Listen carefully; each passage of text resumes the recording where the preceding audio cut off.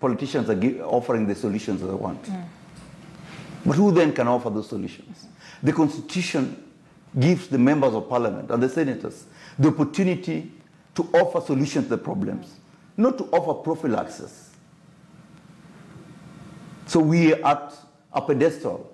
We are at a position, at a point in time, that we must engage the youth, have a discussion, and tell them, look, gentlemen, we have a chance.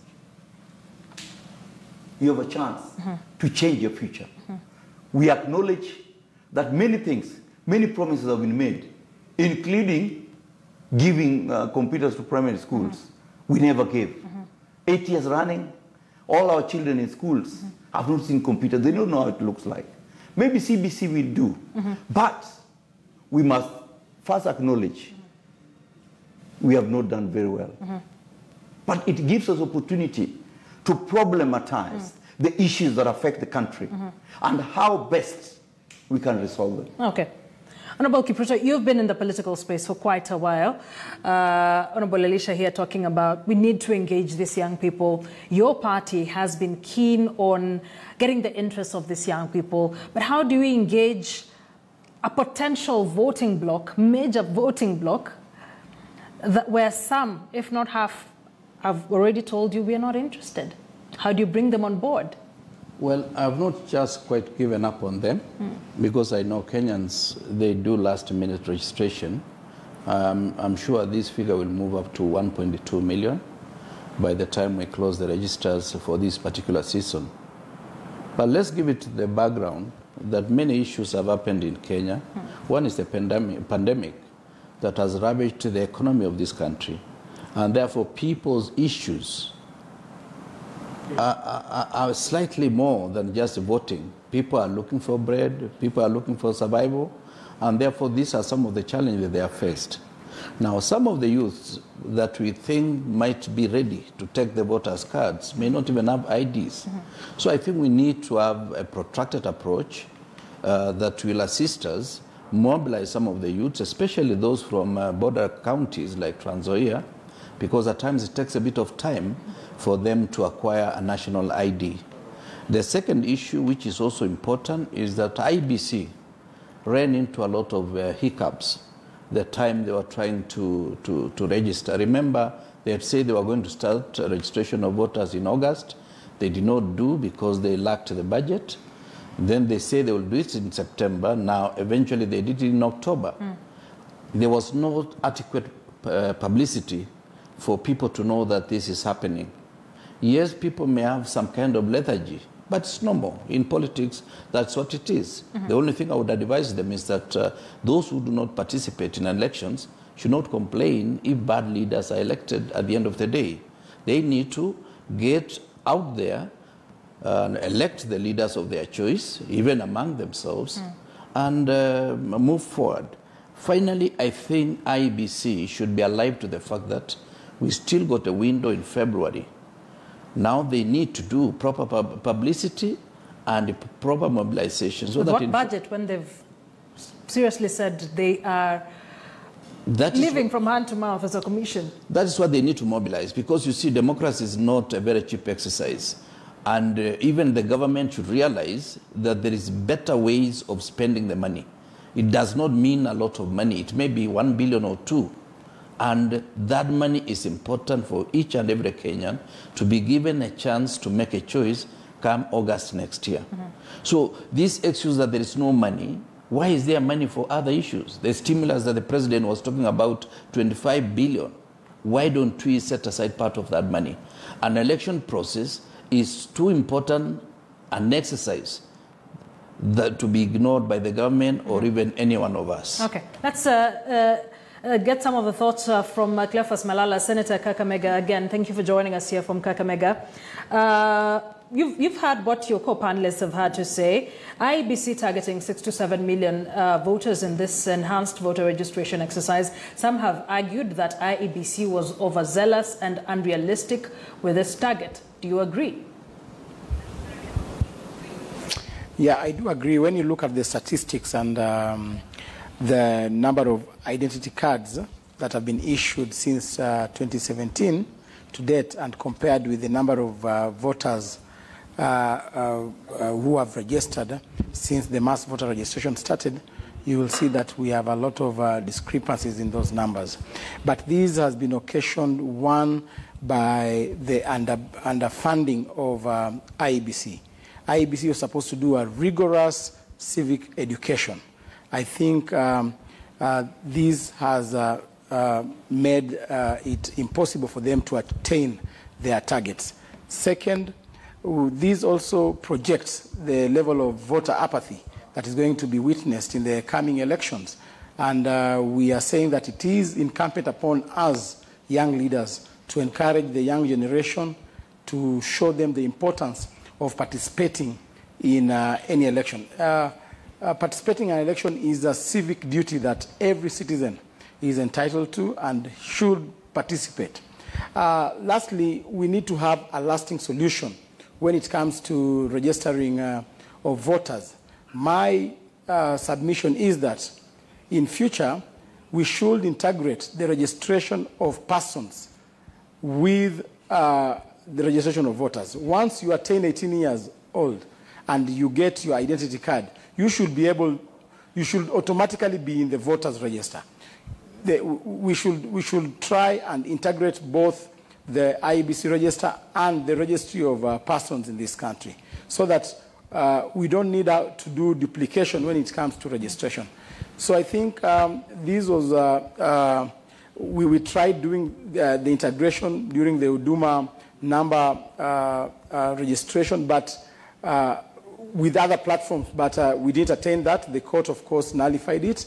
But again, it calls for government to prioritize and put efforts when it comes to such an important exercise. I remember government had put aside a lot of money to push the BBI referendum.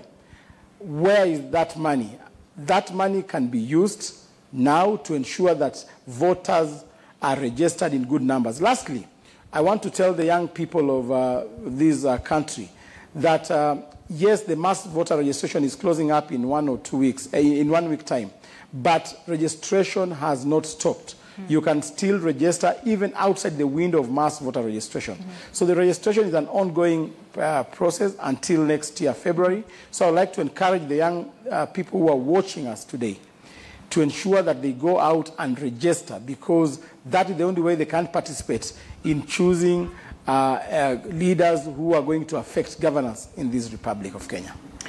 Thank you for that. And looking at maybe if we decide to use a political lens to look at what is happening right now, would we be right to imagine that the candidates who've already come out and made it clear that they will be on the ballot, be it presidential or other positions, and especially the presidential candidates, they've been very uninspiring to young people for them to want to actually go register to vote?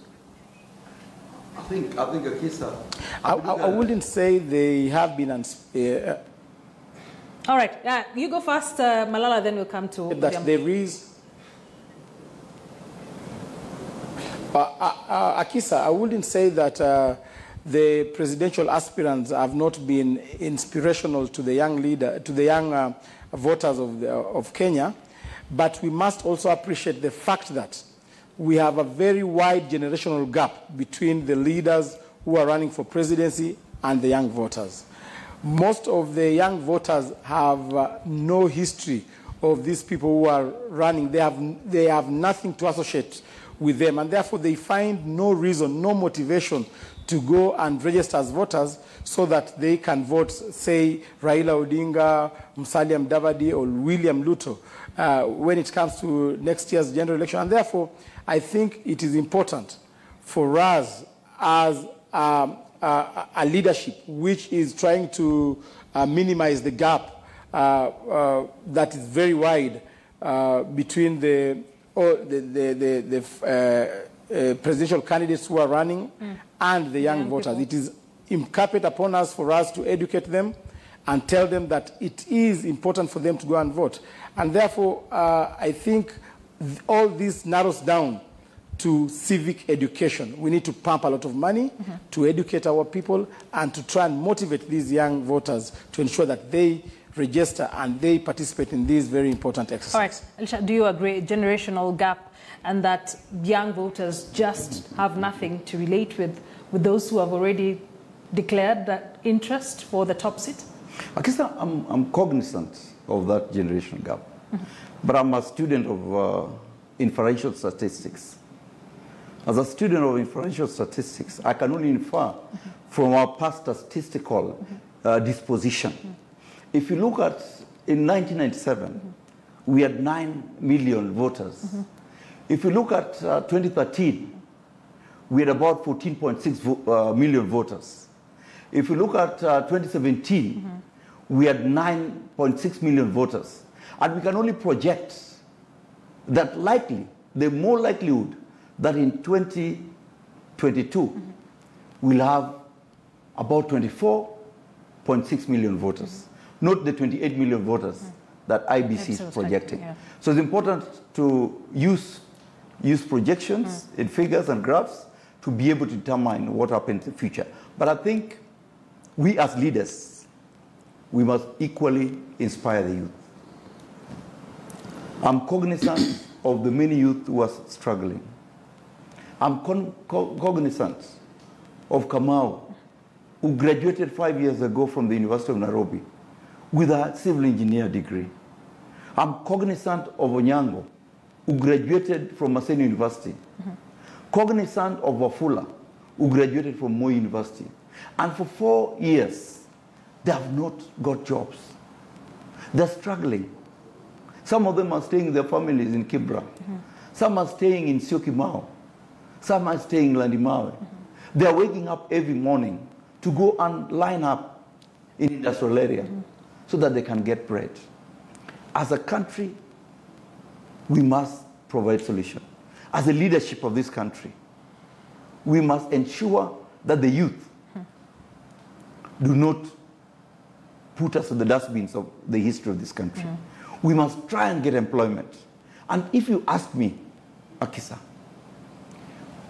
we need to tamper with the retirement age of old people in government. What do you, even if the country is going to pay a lot of money for pension, we need to get back to retire people at 55. I retired at 40. I left employment at 40. Why can't people leave at 55? So that the young people, my children, my son who was born on the 23rd, my acting last born, Matthew, who was born on Saturday, should be able to get a job when he gets 18. This Saturday. Okay. Yeah. Congratulations. Thank you. Then it should be. Yes, please. It should be on leave. Yes, but he's saying you should be on paternity leave. Okay. Perhaps, of course. Or you're on leave. Yeah. Are you on leave? Congratulations. So, yeah, thank you so much. I don't think we need to bemoan the state of economy as a main cause.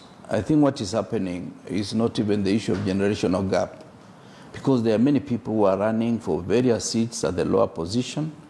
Let us look at these figures again, and against also the identification IDs that we've been able to give out in the last 4 years or so that we are able to look at this problem in a way that we do not make it look like the situation is hopeless. It is important that the youth should turn out to vote, but if they have chosen for this particular time that they are not going to vote, it is going to be a bigger problem for them, because failing to make a choice for good leaders is bringing in bad leaders or allowing those who are there to continue being in leadership despite the fact that they are not able to deliver. So finally, I think it's also important, because democracy is not just about participation, but it is about informed participation by the citizenry. There was no serious civic education preceding the registration of voters in October.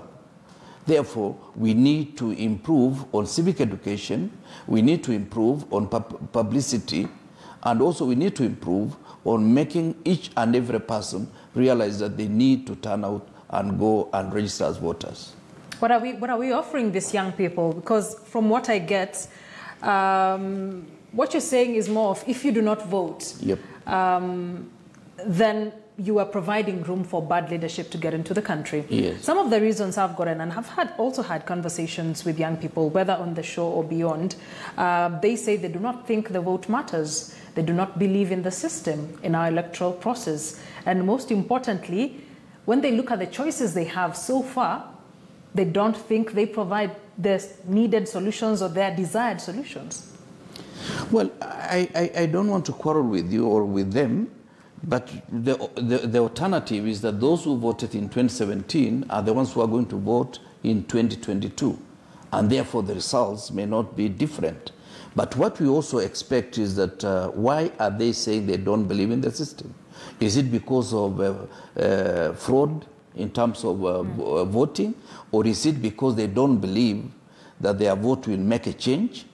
But we should not even bemoan this. You know, in some countries, the so-called developed countries, those who turn out to vote are about 30%.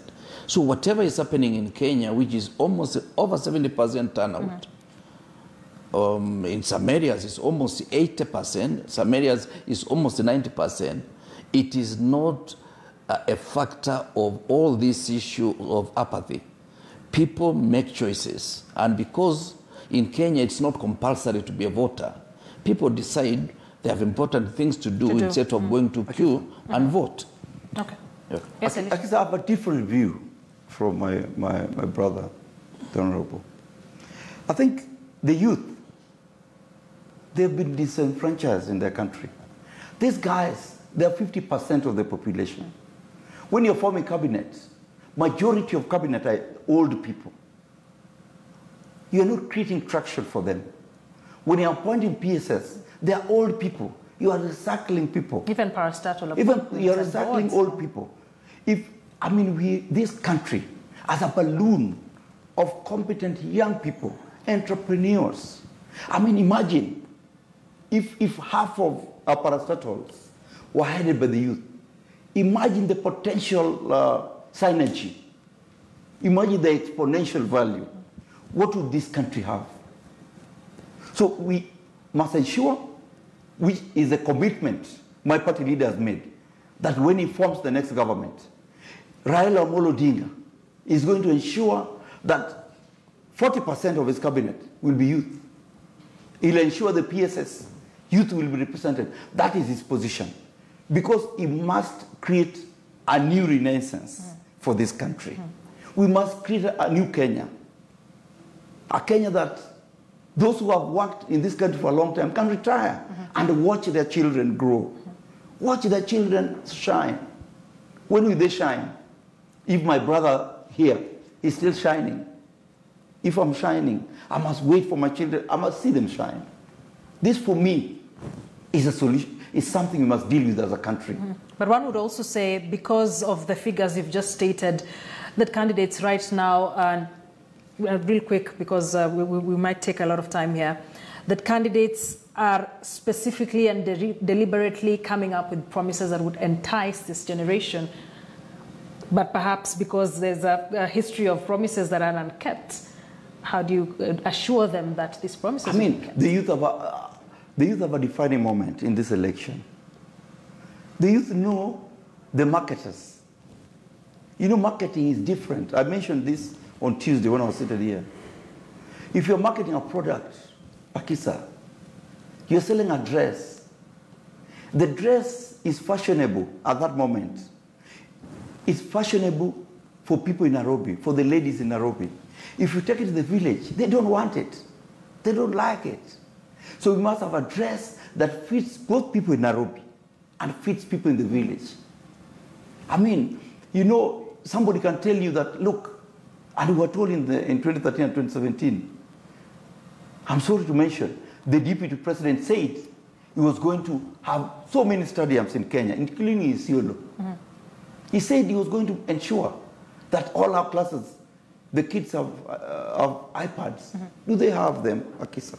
The youth have a moment in history to decide who has lied, who has not lied. They have opportunity to vote for a marketer and a solution provider. Okay. They must ensure that they don't vote for a panacea or a prophylax. They must vote for solution. Well, this is my position. The Deputy President made those promises with his counterpart, who is the President of Kenya. So those two tag team when it comes to these promises we're talking about. Let's come to you, Senator Malala. And I imagine you have a few things to comment about some of the things that have been said here on why young people are completely disinterested in this particular exercise. But the IEBC has also been blamed for, one, not planning properly, even with the kind of constraints they are undergoing right now. But also there's an argument that they failed to mobilize. They should have brought politicians on board. They are very good mobilizers with crowds. Have a conversation with the civil society on how they can conduct civic education. Your thoughts? First of all, Akisa, let me start by commenting on what my brother, Honorable Elisha, has said about the young people of this republic. I think what has made the young people continue sinking in the abyss of despair is basically the politics of hypocrisy. You know, my brother Elisha has alluded to the fact that his party leader has got the interest of the youth at heart, and he has promised them to give them 40% of government once he gets elected. I think that is purely politics of hypocrisy. If his party leader is keen to empower the youth, he should retire from politics and give space to young, mushrooming leaders. You cannot be on the ballot 5 times and want to insist to continue being there forever. If he's truly, and if he has the interest of the youth at heart, let him give way. The only way you can empower youth is by giving them an opportunity also to nurture leadership. But if you've been in leadership since 1979, 1982, generations have come and gone, you still insisting you want to be in leadership, I think that is what I term politics of deceit, politics of hypocrisy. Look at what they are promising our people, our young people. You have relegated the young people to a generation which you can dangle a carrot and say that we shall be giving you 6,000 shillings per household. Akisa, 6,000 shillings per household translates, you know, an average household in Kenya has got 4 members. That translates to 2,000 shillings per day per 4 members of a family. That is 50 shillings per day. So what would 50 shillings do to a young person?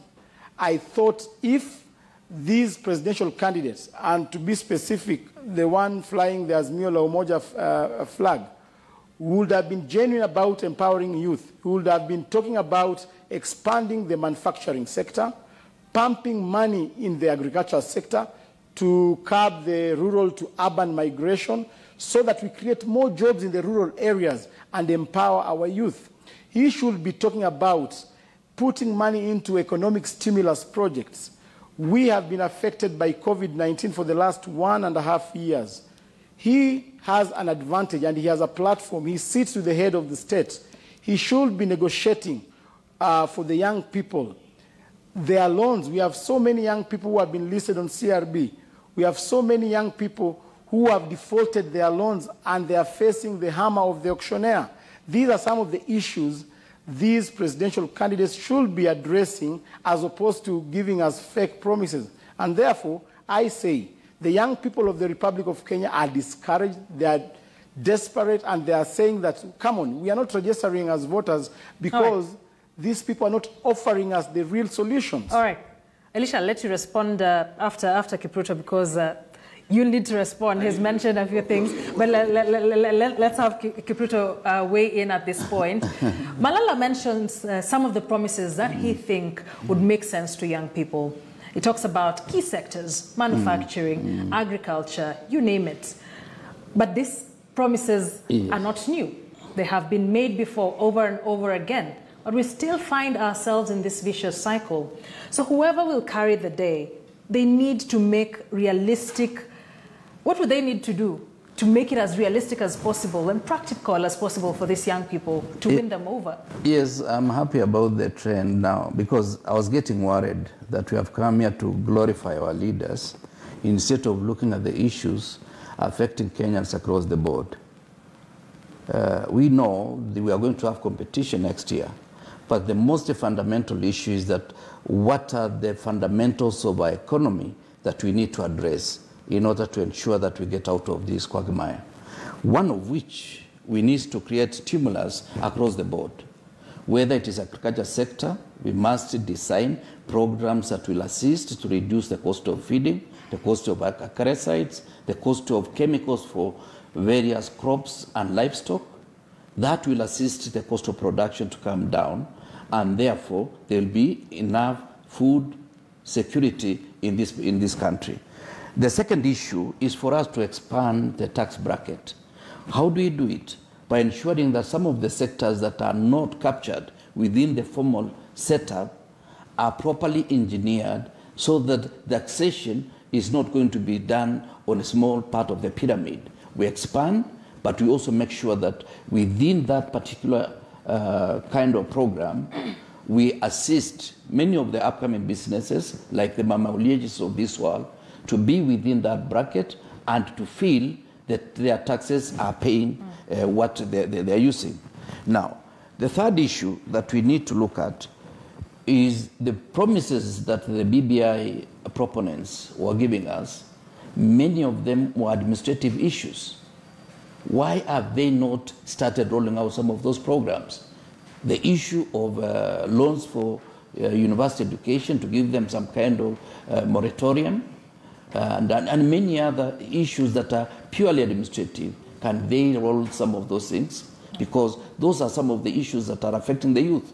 And everybody is feeling the economy is biting them. And therefore, their major challenge is they want to get food on their table before they go register. Okay. Alicia, your party leader, if he really believes in young people, as Cleophas Malala states there, why not support a young person? Why not leave the stage? Akisa, let me tell you. The person who has the competence and competences to drive this country to the Asian tigers is none other than Raila. Why do I say that? When Raila and Kibaki worked together, we realized a double digit. What was the age of Kibaki then? The same as the age of Raila when he's going to win this election. Let me remind Cleophas. Rather than talk about Raila, you should talk about his party leader. What does he have? I just read on paper he has bought so many cars to campaign. Have not had anything he wants to do for this country. But more importantly, you know, the president of Ghana, Adu, tried how many times? 4 times before he became president. My friend, who is the president of Zambia, HH, tried 6 times before he became the president. The president, Buhari, of Nigeria, who was a military leader then, he tried how many times before he became president? 4 times. You know, it's important that we look at the individual and their contribution and what they stand to lose, taking cognizance of their age when they make wrong decisions. You know, when you're young, you can play with things. When you're older, you want a heritage for your family. You want a heritage for your future. You want to be remembered for something. I think Jacom wants to be remembered for fixing Kenya. But Elisha, don't you think this argument then for those who have advanced age-wise, what if they all hold on to this conversation and this very argument on Raila Odinga? And when we are also having a conversation about creating space for young people. What age-wise? Just repeat your point, Akisa. I just want to be sure what you're talking about. When we're talking about all sectors, not just presidency, the public service, you're talking about let people retire by 55. The cabinet, you said, your party leader says he'll create space, 40% will go to young people. I wonder from where a young person sits, if everyone who is age advanced, I'm trying to avoid using the word old here, would have the same argument that when you're at this particular age, you don't have room to make mistakes.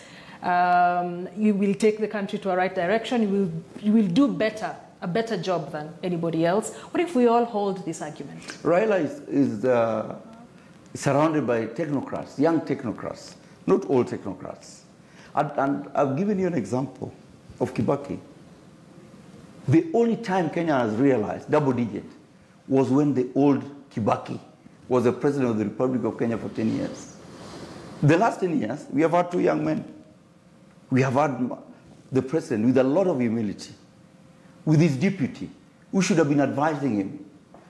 Have we realized double digits? No. The only time Kenya is going places is the last 5 years, when the president is with his handshake brother. What the president has done the last 5 years is enormous. It's unbelievable. If you look at Kenyatta Avenue to the airport, what's happening now, and to Westlands, should have happened the first 5 years. You know, I mean, he was with his brother, William Samoei Ruto. They are young people. These people are people who have traveled. I mean, Akisa, you expect that in the first 5 years, 2013, 2017, they should have done a Trump. Why didn't they? A Trump from Kenyatta Avenue to the airport. Why didn't they not do it? Because there must have been an issue. Well, there was no synergy. The issue came out. There was no synergy between them. I mean, 2013 to 2017, was there anybody between Uhuru and the president and William Ruto? There was nobody. What we realized in those 5 years was enormous loans. From where? From China. Why? The president listened to his advisor, who was then the deputy president, who wants to be a president. In all honesty, you cannot absolve the president of blame and put I'm just saying, on his deputy. Can Kenyans trust the deputy president? Can they that trust he will do the 10 president years, and whoever he'll he will support? do 10 years what they have done the last 10 years? Can he trust the president and whoever will choose, he will choose to support? Because the failure is of both of them. And I want us to... That's what I'm saying. They should retire both of them. Both of them. If they have failed. Let's listen to. Well, I have not come here to talk of retirement of politicians. Politicians are retired by the public. And you can be retired at 20, you can be retired at 50, or you can be retired at 80. But the most important thing is that legacy is not built on promises. Legacy is built on the doings, the things that somebody does in office. And some of the people that have lived lasting legacies never said they wanted to leave a legacy. They did the work, they left, and people remember them for the things they did. That's why he's talking of Kibaki, and of course he's over-glorifying Raila. We were in the same cabinet with Raila. We did our job, but we don't talk about it every day. My sector was at 6.8% growth from negative 2.4. But I don't talk about it every day because I strongly believe it was a collective responsibility of all of us who are working with President Kibaki. The second issue is that the problem in Africa, Kisa, is the problem of leadership. The more we pretend that the only person who can do these things is somebody from my party, somebody from this, we should look at what are the issues afflicting our society. The problem in Africa is leadership. And when leadership fails, the rest of us will also fail. Now, when you say the deputy president was advising the president, understanding leadership, the fundamental thing, advice is as good as the recipient.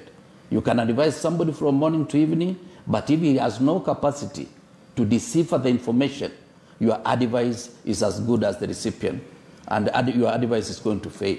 So can we spend more time talking about the problems of the youth, the problems of Kenya, instead of talking about our political leaders?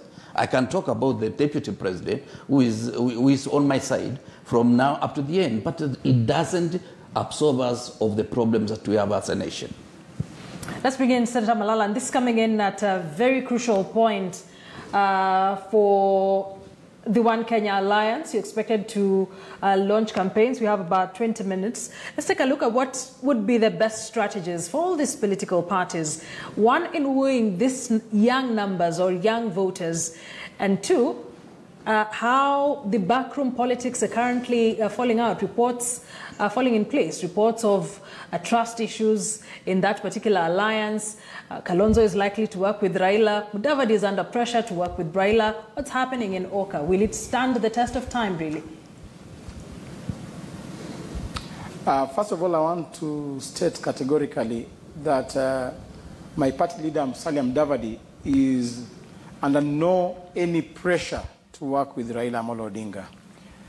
I think as a party and all the party organs gave Musalia Mudavadi the mandate to run as a presidential candidate. All the party members have endorsed him as our presidential candidate, and therefore, if somebody is contemplating giving Musalia Mudavadi pressure, then he should assert that pressure to the 3 million ANC party members and all the party organs. And we want to state here categorically that One Kenya Alliance is an ongoing conversation which is bringing Kenyans together. It's a convergence of ideologies that is bringing the entire country together. Long are the days which governments will be formed by a coalition of two tribes. One Kenya Alliance wants to debunk that tradition of Kenya being ruled by two tribes.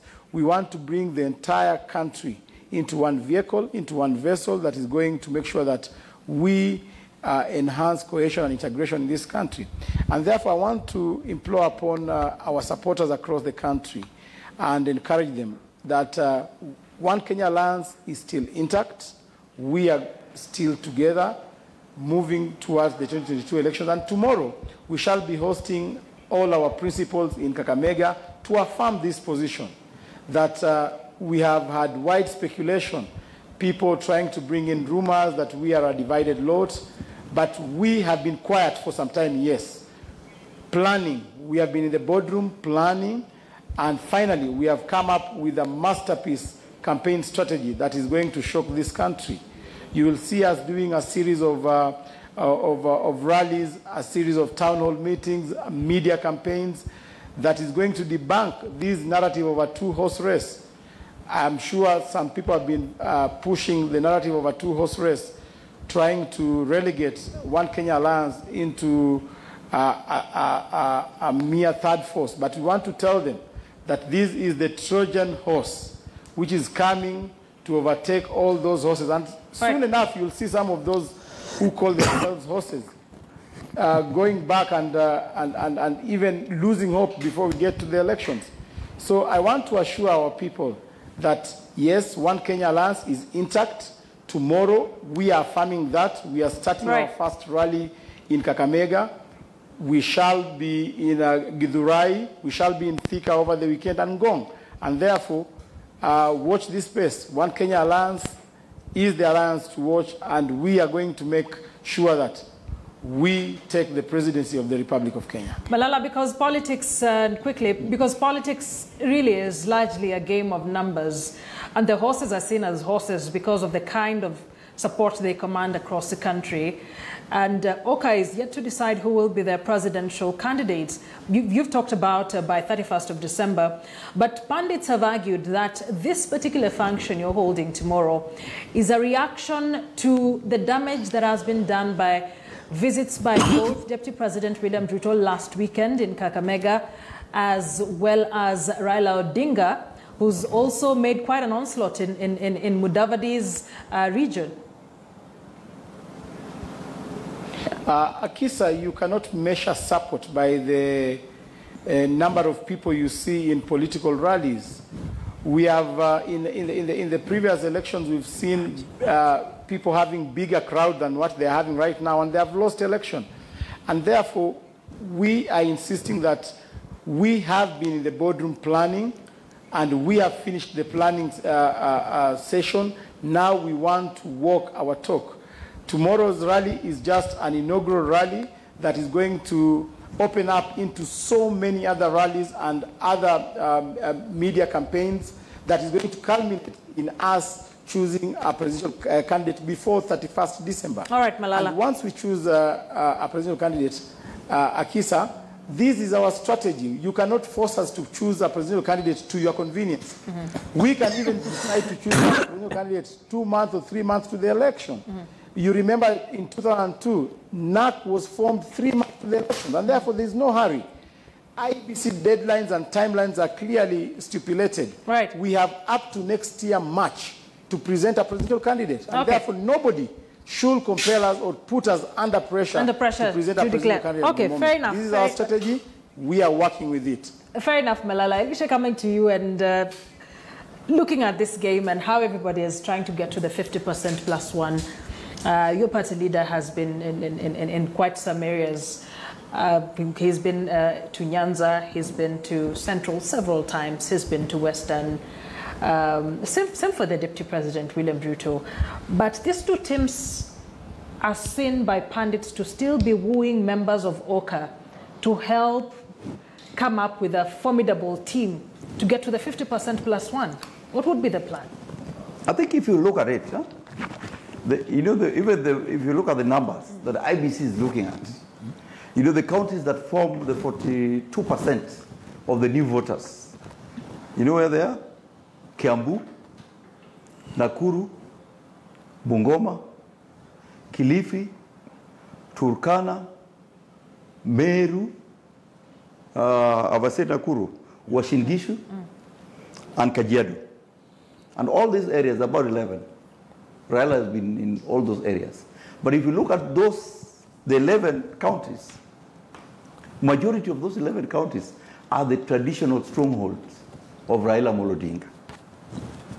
And I don't think politics is a seduction process. You sometimes lose, sometimes you win. Even if the woman has gone away, you try to persuade them to come back. I think what Raila is trying to do is to tell the OCA team, Kenya is bigger. Our motto, Azimilio la Umoja. Inawezekana. They can still come back and unite. And I mentioned here on Tuesday, when Raila was in Embu, what did he do? He united Wambora and Kivuti. When Raila was in Meru, what did he do? United Munya and Kiraitu. Right. When Raila was in Kiambu, what did he do? He united Nyoro and the former Kabogo. So what we want for Kenya is a unity of purpose. We want Kenyans to believe that Kenya can be together. We want Kenyans to be optimistic that we are one country. We are not going anywhere. We need a bridge to our future. We need somebody who can bridge our differences. And the person who has outrightly come out to bridge the differences of people who have gone asunder is my party leader. Right. But that's not to edify what he has done. But what is important in this process? Synergy is important. If you have people from Central, you have people from Coast, you have people from Rift Valley, and you have people from Western. Akisa, imagine the exponential value. Well, what you're doing is describing a winning formula with all regions together. I'm glad that the Honorable Kirwa is saying that when he was put a cabinet minister by Raila Odinga, he performed, he delivered. He's disputing that. Of course, some people are sending me SMS that disputing that the sugar sector lagged behind because of him. But I have not replied that. Because I went to his office when I was a student. He was an MP when I was a student at Kenyatta University. And I was introduced by him, by his friend Sagero. And I believe he has retired. Because if you're a student now, I was a student when I was an MP, he's now an MP. What should happen? He should mentor majority of us. And let's fairly have you respond to that. And even while at it, what is UDA's game plan to get the right numbers, to get the winning formula? Okay. No, I think this is double speak at best. How can I retire when Raila is 12 years my senior and is still supporting him? Really, politicians don't retire because of age. They retire because of currency. And the needs of society evolve every week. and every day. And therefore, if I was to choose to retire, that is my wish. But I will not retire because Elisha said he was a student when I was an MP. I'm also a student when you are an MP now. So should you retire because I'm a student and you are an MP? Now, the issue is also simple, Akisa. Dynamics change every 5 years. Those who voted for Jubilee in the last election are not necessarily going to maintain the same pattern, because politics in Kenya is still centered on a number of things. One is centered on the individual on the ballot, centered on the alliances that they are going to create over the period. And that's why when Senator Malala says they are still in conversation, I find that very healthy. We cannot dismiss a group of leaders that they are not important just because they are still conversing. Is UDA looking to work with them? Well, if they choose to work with us and we share the same platform, I have no problem. I was the deputy party leader of Musalia the other day. And therefore, I'm not saying just because I'm with William Ruto, Musalia is not a good guy. I can still work with him. Now, number two, Raila did not make me a minister. It is Kibaki. Remember, Raila and I were equal members in the summit, 8 of us. And therefore, to say Raila made me a minister is just a misadventure. The sugar subsector, when I took over, there were 2.7 billion farmers' arrears. By the time I left, we had retired all farmers' arrears. But I have not just come here to glorify myself. We are talking about serious national issues. Finally, on this particular issue, political parties in Africa are yet to form. And therefore, these alliances is because we lack serious political parties. And this is something we need to engage in as Kenyans to see how do we demystify tribalism or ethnicity. We need to strengthen the role of political parties. So that if I'm in political party A, I'm not there because I come from the community of the majority of the people who are members of that political party. That's why for the last 20 years, I've been in political parties led by Kenyans other than those from my own community for the last 20 years. So can he tell us which party has he been that does not respond to the local dynamics? This is the first time in the last 20 years that I'm now with the same party as the deputy president. And it's by choice and informed by the elders from my community that this is the time to work with your brother. So some of these issues, we need to look beyond. This narrative of saying that so-and-so can do this, so-and-so cannot do it, it is a question of how can we fix the economy of this country. And I don't mind even working with Raila. I don't mind working with Kalonzo. But do we have a common platform? Does UDA as a party mind, speaking as the deputy chairperson of the party? We don't mind working with any other Kenyan, as long as your platform is as good as ours. We meet at the platform. The narrative that this nation needs mobilization from the bottom to the top. We are looking at the vulnerable sectors of our society. We are not just looking for poor people. We are looking at sectors that if they are strengthened, they can fortify the economy of Kenya. And ensure that we get more taxes, and therefore we are able to build this nation. Time moves fast, not too much time left. Let's do a quick round of closing remarks. Let me start with you, Senator Malala. So you've made it very clear that you're having a conversation. The announcement will be made, when time is right for those comfortable in the One Kenya Alliance. In the event that a presidential candidate is picked in the One Kenya Alliance, and you're unable to agree, what happens to those that perhaps Mudavadi has promised, I'm going all the way to the ballot, Kalonzo has promised, same as Gideon Moi and Wetangula? What happens? What keeps this Oka together? As you give us your closing remarks. Akisa, leaders lead. They are not led. We are leaders because we lead our people. And therefore, once we agree on a different presidential who is not maybe our party leader, we'll be able to come back to our people and explain to them why we arrived at that decision. But we are optimistic that considering the technical team that has been working on the coalition documents have really done a good job when it comes to making sure that we do not have fallouts I want to be optimistic that we shall not have any fallout in One Kenya Alliance. In the event you do? The principle that founded One Kenya Alliance, was that we wanted a one Kenya. We are cognizant and alive of the fact that this country can only have one president at a time.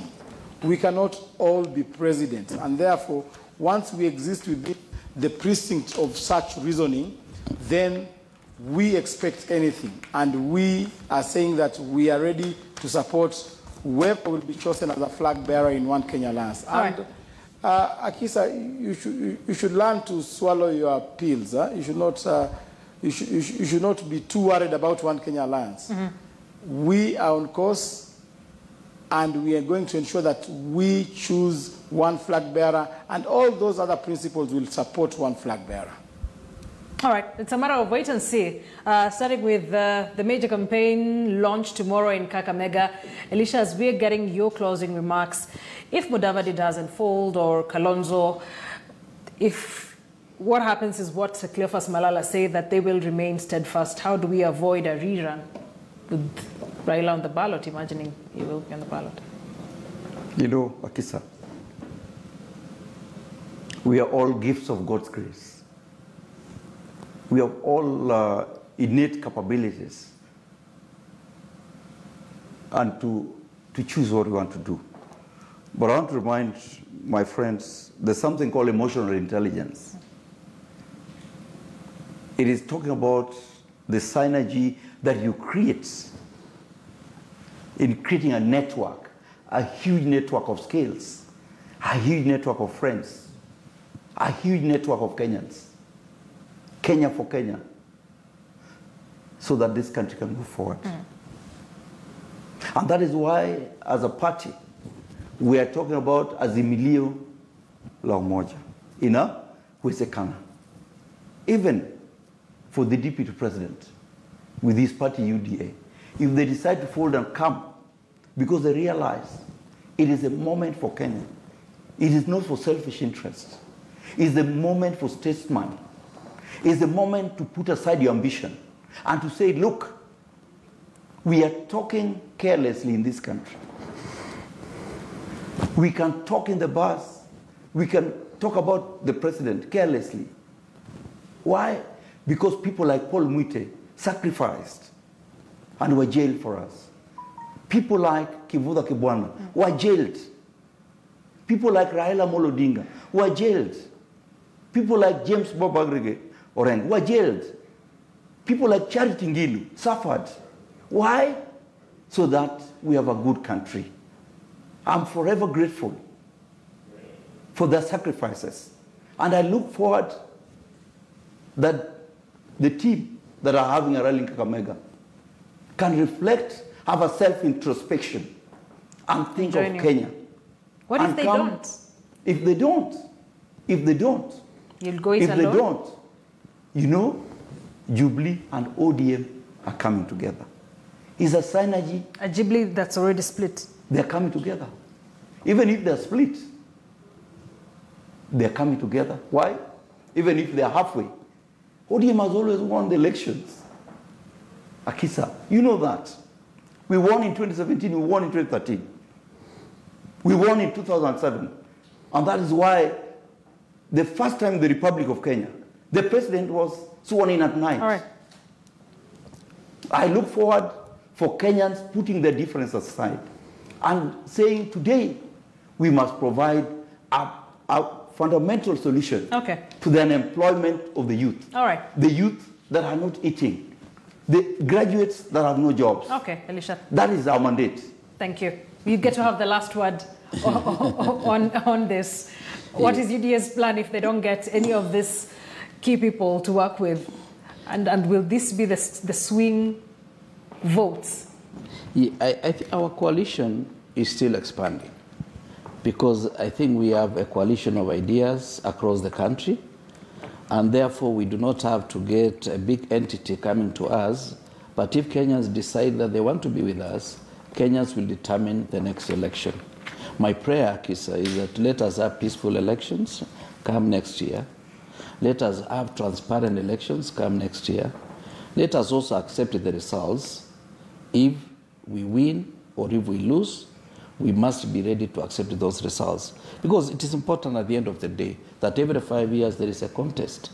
And the contest of necessity means there are those who will win and those who will not win. But I'm confident, given the momentum that we have gathered so far, we can still engage other Kenyans down the road, because I don't believe that any Kenyan is not important. Because remember, the vote that makes somebody win is 50% plus one vote. That one vote may come from Elisha, that one vote may come from you, or may come from me. So every vote counts, but the most important, let us realize that election is an event, but this country will remain forever. After the election. Thank you very much. Way to end it. Kipruto Arap Kirwa, Deputy Chairperson, UDA, Elisha Odhiambo, Member of Parliament, GEM, and Cleophas Malala, Senator Kakamega. Before we wrap, let me just read two tweets on what guys are saying. Colin Sodondi says, this is not their mandate. IBC is solely responsible. They should work with the Registrar of Persons to ensure each new ID is listed in their register before it is collected. This is where politicians find leeway to exploit the people. Patrick Eliud Omondi on Twitter says, Honorable Elisha Odhiambo has clearly elaborated why we are facing the lethargy in voter registration. It concerns our leaders. We are also concerned where voters want to be pushed instead of taking responsibility.